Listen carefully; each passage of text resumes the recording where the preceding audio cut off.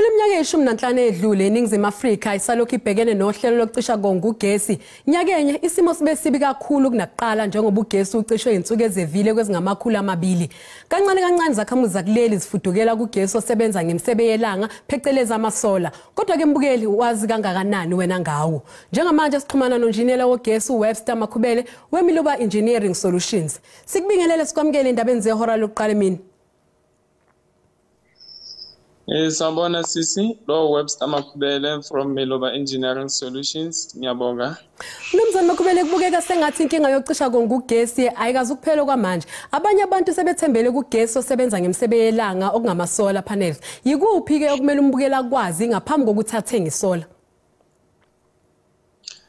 Mamuntu afuna ukuthenga isola, first thing ngoba sidinga imali, kumele ube nemali.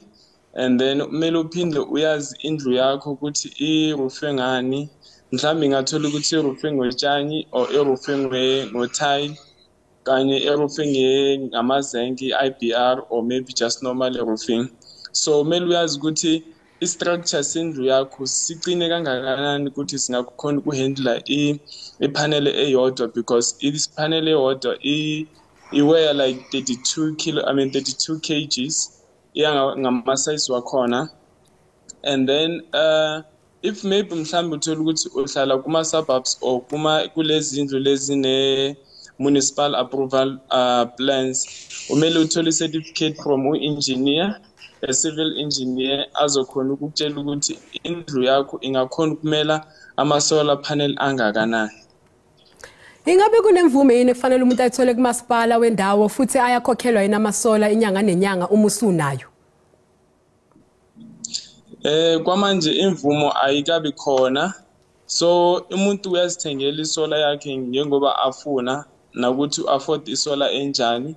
And then kusane research le isayenza iyenzwe eStellenbosch municipality by University of Stellenbosch. Ukuthi bakhona ukuthi babone ukuthi umasipala angakhona ukuthola imali kanjani or abantu bangakhona ukuthola ukuthi bangabhadala kanjani municipality mabafuna ukufaka isola, but for manje kusase mahala nje. Ningabagqugquzela yini abantu ukuthi bayasebenzisa isola? According to engineering and climate change, singabatshela abantu ukuthi bangakhona ukuthenga isola, bangathenga isola, but bamele baqaphele mabathenga isola ngoba lo sola lo awufani. Kune black market and then kune formal one. I-formal le ama-panel wakhona a-approve yi South African Bureau of Standardization, SABC, and kune lo sola lo uthola emakuleni. So lo othola emakuleni uthola ukuthi awukhona ukwazi ukuthi iweight yakhona ingakanani, isinda kangakanani, and awukhoni nokuthola i-output ekahle or maybe PWM, pulse width modulation, lokuthi iyenza ukuthi ama-appliances wakho akhona ukusebenza ngendlela.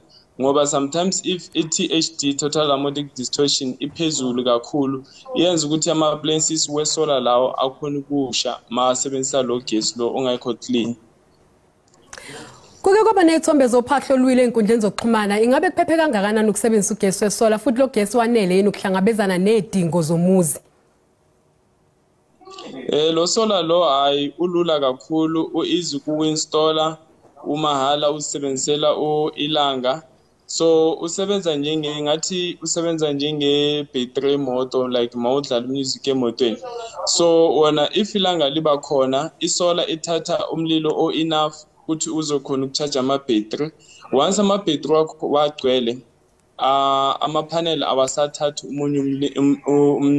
umlilo, and then akhona ukusebenza kwile ndlu according ukuthi indlu yakho inama-appliances wenjani, like maybe i-fridge, i-TV, nakhona i-fridge, i-TV zakhona zidonsa umlilo onjani. Ngoba mele before uthatha isola or uinstall, umele kwenziwe i-load testing. Load testing sithatha i-current ku-DB yakho or distribution board, lapho sizokhona ukubona ukuthi wena udinga amasola ayingaki and then uzodinga nama-battery ayingaki. Sibonge kakhulu ke loyo bekunjiniyela wogesi uWebster Makhubele besixoxisana naye ngodaba logesi osebenzisa amandla emsebe yelanga.